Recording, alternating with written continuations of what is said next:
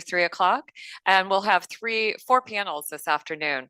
So those will be really interesting. Be sure to join us. Decentralization, and now a little bit more into the AI part. So what is Solmover? What we want to do here today? So this is a code translation platform. By code, I look at two specific codes, programming languages. One is Solidity, a smart contract language. The another part is Move. How many of you have heard about Move? Quite a few, which is not the reaction I normally expect.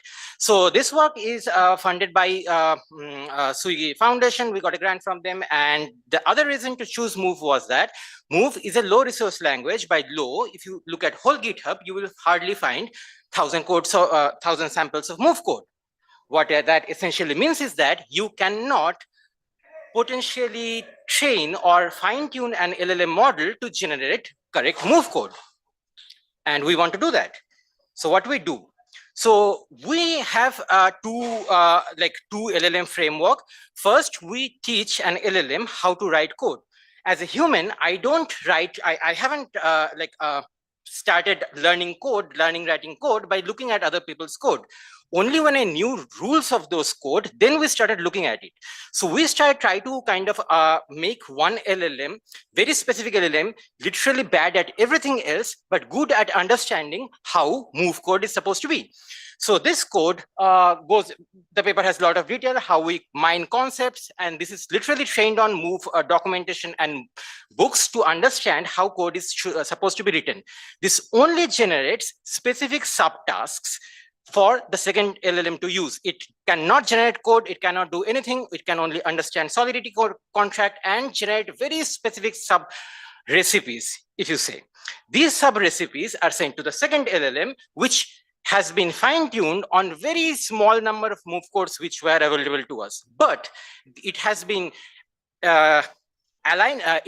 aligned to not follow certain rules. What rules? Move is based out of Rust, but even the code which gets produced looks like Rust, looks like Move, but has a lot of syntaxes which are not part of Move.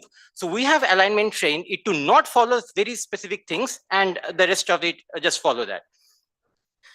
Then we go to the code generation. It takes those very specific small recipes, creates codes, snippets.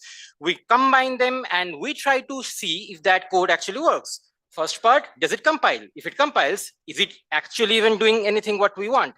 So we will pass it through a formal verifier for Move, and then we actually try to see if it works or not, and provide that feedback to correct our code. More details again available in the paper. In the interest of time, I'll just move forward. This happens 5 times, each of this process. Kind of the evaluation, this is our framework with GPT 3.5 Turbo and 2 LLMs combined. By 2 LLMs, we are using one for the concept generation part, one for the code generation part. And if you have any more questions, please feel free to ask me. This paper is available. This was in AIWare just last month.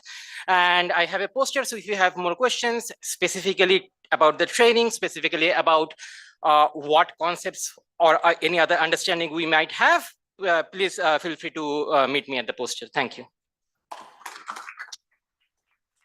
So thank you to Professor Sharma and all of our research spotlights. We're going to take a short 10-minute break. So we'll resume here at just about 3 o'clock, a few minutes after.